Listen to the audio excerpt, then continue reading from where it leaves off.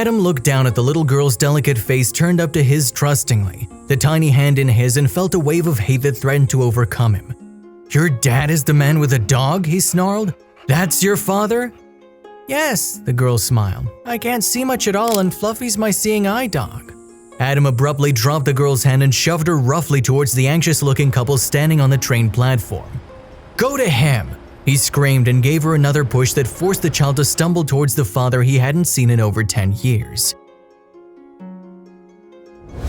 Adam Mitchell's unreasoning hate for this child had started before she was born when he was just 14 years old. He'd been lying upstairs in his bed trembling, listening to his parents screaming at each other. His mother shouted, "How do you know it's even your child?" His father's answer was muffled, but his mother's reply was loud and clear. "You don't care? You disgust me. You're leaving your only son for me and some round-heeled piece of trash because she tells you she's pregnant?" Adam heard smashing crockery as his mother started throwing plates around and pulled his pillow over his ears. He was used to the sounds of their arguments, but talking about another woman was new. Adam's door opened a few minutes later and his dad walked in. "Son," he asked, "are you awake?" Adam sat up. "Yes," he said sullenly. "No one can sleep with you two yelling at each other like that." "I know," Adam's dad said quietly. "That's why I'm leaving, Adam. Your mother and I can't live together anymore." "Liar!" screamed Adam. "I heard you! You have some woman and she's pregnant, that's why you're leaving us." "I'm not leaving you, Adam," his father said. "I'm leaving your mother. Chloe has nothing to do with that." "Chloe, is that your girlfriend's name?" asked Adam. "Who is she, some floozy?" "Stop it, Adam," his father cried. "Don't talk about her like that. You're not your mother, please, son." "Please?" screamed Adam, starting to cry. "You are leaving me. You're trading me in for some kid? I hate you."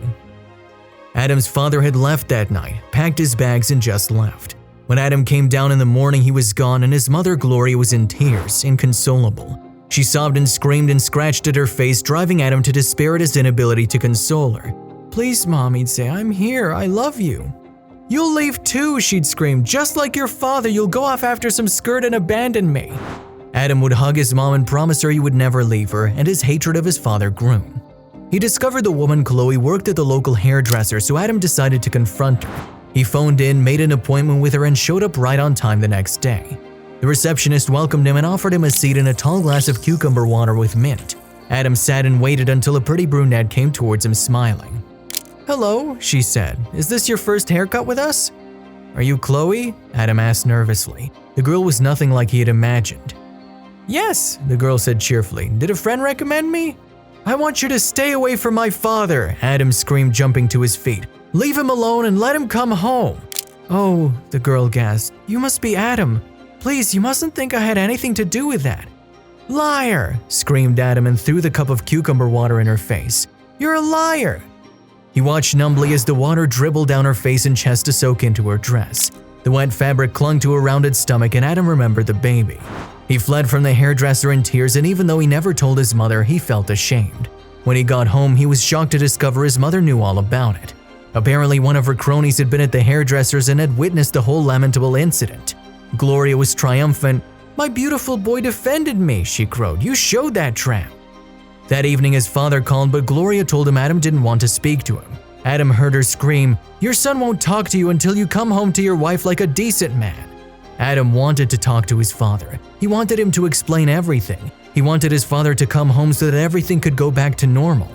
Sometimes late at night, Adam admitted that normal wasn't exactly great in their family.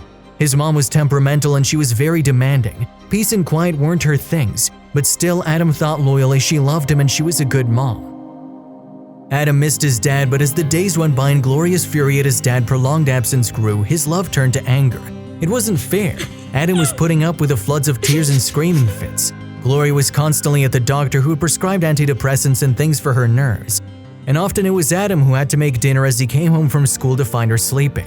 Adam's grades started to slip and he was dropped from the football team. His life was crumbling and it was his dad's fault. One afternoon, Adam skipped school and went to his dad's office. "Son," his father's face had lit up at the sight of Adam, but the boy shied away from his hug. "You have to come home," he cried. "Leave that woman, please, I need you." His father lowered his head and tears filled his eyes. "I can't, son," he replied. "I just can't." "You said you love me," Adam cried desperately. "You'd come back if you loved me." "I love you, son, but I love her too," his father explained. I can't leave her, it would be dishonest." "Wasn't it dishonest to leave Mommy and me?" asked Adam.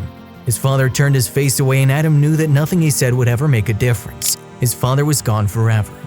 At first, his father phoned frequently, but Adam never took his calls. He would send him Christmas presents and birthday presents, but Adam returned them. On the day Adam graduated high school as valedictorian, his father was there smiling proudly. He walked toward Adam with open arms to congratulate him, but he just walked past him as if he was a stranger. Adam enrolled in the university of his choice and he knew tuition was paid, but he never asked his mother where the money came from. Being away from his mother gave Adam a little more perspective.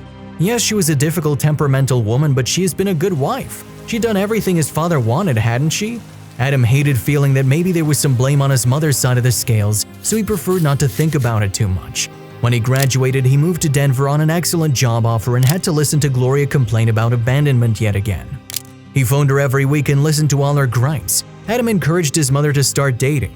She was a fairly young woman, not even 48, and she was still great, but Gloria wouldn't hear of it. "Since your father divorced me," she'd cried, "there's no room in my heart for anyone but you, my son." Adam did his best. He phoned often and came home on holidays, and that was how he met the blind child. He was about to board a train back to Denver after a long weekend with Gloria when he saw a little girl crying on the platform. "Hey," Adam said gently, "are you lost?"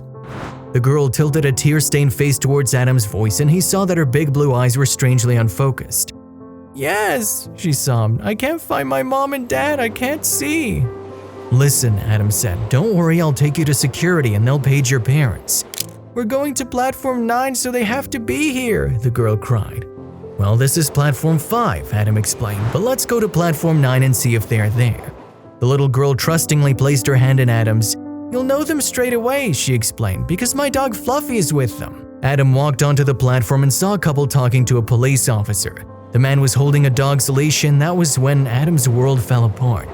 "Your dad is the man with the dog? That's your father?" He screamed and pushed the child away. At the sound of his voice, his father turned towards him and saw the child. "Betty!" he cried and ran towards the girl and swept her up in his arms.